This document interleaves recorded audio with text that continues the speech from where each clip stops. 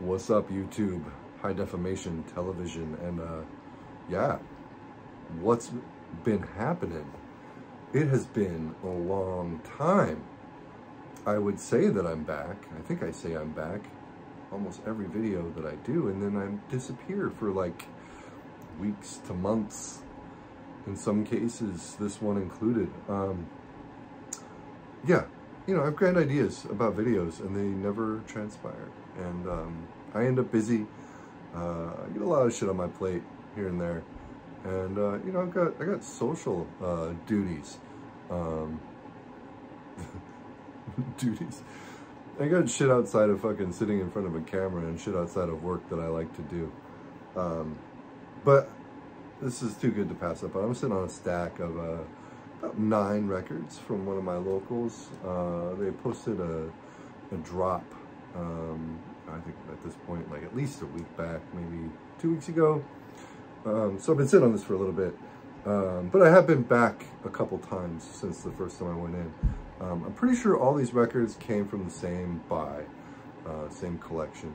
And they put them all up, like I said, in the same Instagram drop. And I was just, my jaw kind of hit the floor. Some of the records in the pictures on that post were just grails, man. You don't have to mind my fucking upstairs neighbors stomping on the floor. They were on vacation for like a month and it was rad. And they're back. Anyway. All these records are of the electronic variety, industrial, mostly classic industrial, a lot of Wax Trax records in here, and this is the first one we're going to talk about right here. I'll show you. This may look like either like a company, like a die-cut company sleeve. It's not. It's a sleeve specific to the EP. This is an EP, I should mention, 12-inch EP. And this is something I want to kind of put out there before we get involved in talking about each individual album. And Aaron, the metal theologian, has said this about new wave of British heavy metal, but it applies, I think, as well often to industrial, especially of the classic ilk. The EPs are always better than the LPs. It's just the way it is. The versions of the cuts on the EPs, always superior to what you find on the album, in my opinion. This is my life with the Thrill Kill Kult. Some have to dance, some have to kill. 2 tracks on here. We've got Nervous Christians on the A side, and The Devil Does Drugs on the B side. Mary Magdalene, I believe, might be the Virgin Mary. I think it's Mary Magdalene though, with the hole in her eye. There. What to say about my life with the Thrill Kill Kult? Very pulpy, very sleazy, lurid, industrial / dance music. I don't know what year this was. I want to say like maybe 88. They had a track on the Crow soundtrack. Sex on Wheels is like their big hit.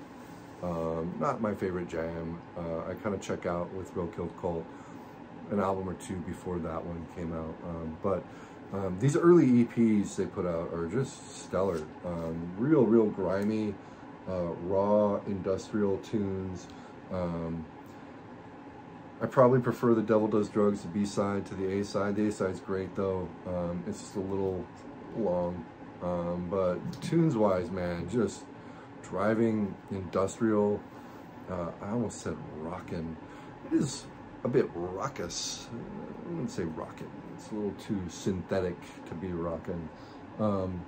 It rules though. It's good. Not like the primo of this stack, but you know, it's worth a pickup. I don't say essential at all. This one, I don't know, for people who like their fucking classic industrial, I would say is essential. That was Wax Trax, by the way. I don't know if I mentioned that. This is also a Wax Trax record. Front 242 with the Headhunter 12-inch. B-side is Welcome Paradise. Again, Wax Trax put this out. Put out this version of this. This was put out by a few labels back in the day. I want to say 88. It's one of the first Front 242 tracks I heard was Headhunter. Somebody put that and like some Nitzareb and Revolting Cox and fucking Eicherzende and blah, blah, blah, blah, that band, that German band, on a dub tape for me in high school. And yeah, dug it. Wore the shit out of that tape. Front 242. I'll show the labels on this one. They're cool. If you don't know Front 242, just crucial, very, very, very influential EBM back in the day. Industrial. They're like dancey. It's good shit. Very militant, militaristic, but without being like martial. It's good shit. Love old Front 242. Fuck. I love Up Evil. I think it's a great record. That not a lot of people recognize as being a great record, but I fucking dig that thing, man. Another Wax Trax. Most of these are Wax Trax, to be honest. Revolting Cox, 45 RPM. And that's all it's called, 45 RPM. Kind of the opposite of the LP. This is these cuts are taken off of, which was Big Sexy Land, if I'm not mistaken, said 33 up here. Is the back. This says No Devotion. It's got a fucking 10-minute cut of that track, and it rules. If you're not familiar with Revolting Cox, it's Luke Van Acker, who was in Front 242,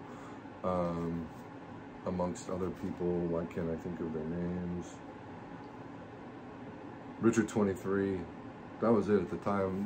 They were joined by like Al Jorgensen and fucking I think William Rieflin or Paul Barker eventually, but this is early shit, 86. It's got No Devotion, like I said, killer track, and then 2 versions of Attack Ships on Fire, which was one of the high points of Big Sexy Land. They're both very similar, although one's just about 5 minutes and the other one's 7. But really good, really good. Again, better than the versions on the album. Just cool shit, man. Revolting Cox were great. Then we have, yet again, on Wax Trax Records, Frontline Assembly, Isolate. This album is just fucking brutal. Isolate, Mental Distortion on this one. Caustic Grip era, if I'm not mistaken. Stop. George, man. Stop it. Dude. Cats, I'm telling you. Driving you nuts. Not really. He's freaking adorable, but he is kind of a pain in the ass sometimes. Anyway, where was I? Talking about Frontline Assembly. Caustic Grip era, Frontline. This stuff is just, like I said, it's brutal. Just very driving, primitive, primal, industrial. Imagine a more militaristic Skinny Puppy, but without like the creepiness. Just kind of substitute the creepiness with like being really pissed off, and that's Frontline Assembly. Also from Vancouver, Canada, just like Skinny Puppy. They worked very closely with Skinny Puppy on several projects, including the next one that we're going to talk about. This stuff is killer though. And a lot of people have big fucking hard-ons for the Caustic Grip era of Frontline Assembly. Not my favorite. I don't think they ever got any better than Tactical Neural Implant. That album is a fucking masterpiece. However, made up of members of Frontline Assembly as well as Skinny Puppy, we have Cyberactive with their Temper EP. This is another Wax Trax release. Temper was one of the big cuts off of the Tenebrae Vision LP by Cyberactive. which is a killer record, by the way. If you can find it, record or CD. The record actually got reissued either this year or last year, because they put out a new record this year, and it's really fucking good. The early Cyberactive kind of leans more Skinny Puppy over Frontline Assembly. My favorite track on here is the song Meltdown, which is a very long version of the track Paradisites off of Tenebrae Vision, and it's got Blixa Bargeld from Einstürzende Neubauten on vocals, and he sounds very weird. It's almost like an electro, like a fucked up electro track with just like some real creepy ambience to it. It is killer. Dream Needle, another killer fucking cut on here. Yeah, this album is just, it's awesome. And again, they put out a record this year, 2024, Cyberactive. In Times, it's great. And it leans probably more Frontline Assembly than Skinny Puppy. But not like the pre-Roadrunner Frontline Assembly. I think post, when they went to Metropolis Records. So pretty dancey, synthy and poppy, but really melodic. It's good. It's good shit. Real dark. Get into like kind of the rarer shit. This is not a Wax Trax release. Can't fucking read it. Swans, New Mind 45. Oh man, this record. Killer. It's just 2 tracks, 45 RPM, 2 different cuts of New Mind. Very basic. A-side, B-side. This version of the song, though, is pretty fucking epic. I want to say 88 on this one. Maybe 86. I could tell you if I could read that. It's very small, and these eyes are very bad. Real dirgy industrial rock. Swans always had kind of their own identity in that scene. This album's no different. It's just great, man. It's just driving slow. You got Michael Gira's vocals are unmistakable. What a fucking good track. This was something I was really hyped to see there as part of that drop. So we're actually getting on to like the piece de resistances, 3 items that I really wanted to make sure that I was able to pick up, because the one item, my top one, was unattainable. The price on it, worth it, and he even offered me a deal, but it's still too high. And I'll tell you what that was when we get to the record after this one. So the first one, it's kind of a trilogy. The first one we're going to look at is probably the most different from everything else we've already looked at, and that will be The Curse record by legendary Pink Dots. This record's very cool. It's very weird. It's very dark. It's I don't know. I wouldn't call it danceable. It's often cited as being a very early goth record, which I guess I could see how you would potentially call this a goth record, but man, there's a lot going on here. It is a very cool record, and it is definitely dark, but it's a little too bouncy. It's still kind of clinging to a lot of the poppy-ish post-punk of its time. There's the labels. This was out, where did this come out? No insert. Fuck, I don't know. I'm gonna go 86, 84 or 86, somewhere in that neighborhood. 85, I don't know. Look it up. Legendary Pink Dots, Curse. A lot of the vocal cadences on here are like almost nursery rhyme-ish, courtesy of Edward Cospell, or E. Cospell, like the primary guy from Legendary Pink Dots, and probably like the only member that wasn't kind of like a revolving member. I think early on their lineup was kind of static, but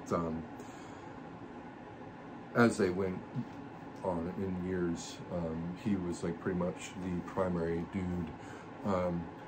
Just fucking rad. I've been wanting a copy of this for a very long time, and it's not one that you see in the wild like ever. I've only ever seen one other version of this record in the wild, and that was part of a 4-album box set on picture discs, and the artwork was totally different than what you have here. This is definitely my preferred presentations album, not because I have anything inherently against picture discs, but yeah, Curse, Legendary Pink Dots, very weird record, not going to be for everybody. There's like elements of Marshall Industrial on here, but not a lot. Some neo-folk bits that I really dig. It's cool. It's a cool record. The other one, the next one leading up to probably the Find, is this one. And this was like my consolation prize because I couldn't take home the big one. This is Skinny Puppy with the Tormentor 12-inch. Tormentor, like the cut off of Too Dark Park, and that was the record that little me couldn't afford. Original pressing, it looked like it had never been played. Crispy corners, no dents, no fucking seam wear. Record was shiny, shiny, shiny. I'm not gonna talk about prices on that bad boy, but it was spendy. Anyway, like I said, this was my consolation because this has 3 cuts on it. Tormentor, Bark, and Nature's Revenge. And those are like my 3 favorite tracks off of Too Dark Park. And Too Dark Park is one of those albums where I like the album cuts of these songs almost as much as I like the singles versions. Enough to where I consider Too Dark Park like a perfect record. That's a 10 out of 10, easy. Nothing wrong with that record. Anyway, Tormentor rules, epic fucking track. Bark, another fucking standout, but probably my favorite track on here is Nature's Revenge. It's the dub version of it. It's not really very dub, but it's what it says on the fucking sleeve. So this record is cool because it's on colored vinyl, so we're gonna look at it. Blue, look at that, and look at that fucking label, courtesy of Network and Capitol. This was 1988 for this record.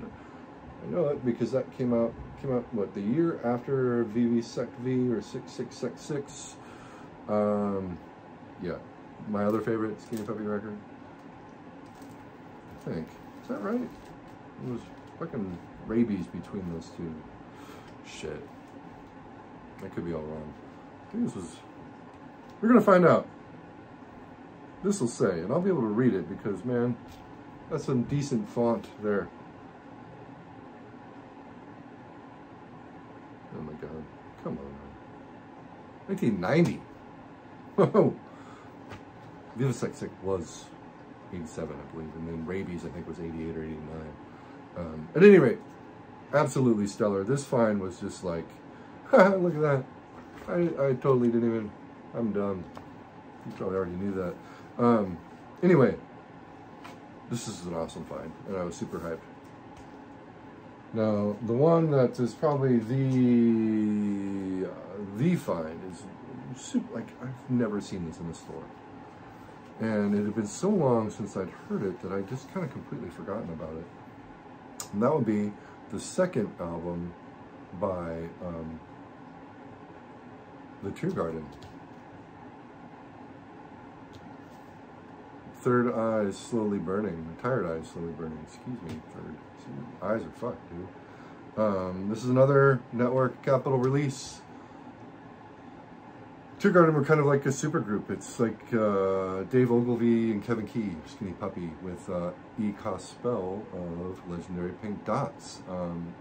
Cospell's vocals are very distinctive, and they use him very, very, very well on this record. And I'm sure he contributes to the songwriting on here as well. Yeah, it was basically put together by him and Kevin Key. Ogilvy did the engineering. Yeah, this record's awesome. It's melodic, it's lush, it's dark and creepy and atmospheric.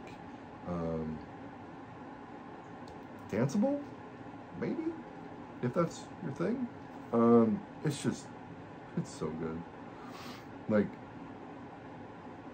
for as fucking demented as some of the topics are on this record, it's like a beautiful album in terms of sound. Like, it just is so lush and melodic. It's killer. Absolutely killer. I love this thing. Super hyped to find it. I pulled this and the shop owner was like, yeah, I got the first one too, but I'm going to keep it. And he showed it to me. I put it on for a little while I was browsing some of the other stuff on the shelves. That's going to be on the want list for sure. That's it. That's the stack. I figured that was worth a video, right? I don't know. I know it's not metal, it's not punk, whatever. Hopefully you enjoyed. Hopefully you've got some stuff to say about it. Engage me down there. Fucking hit me up.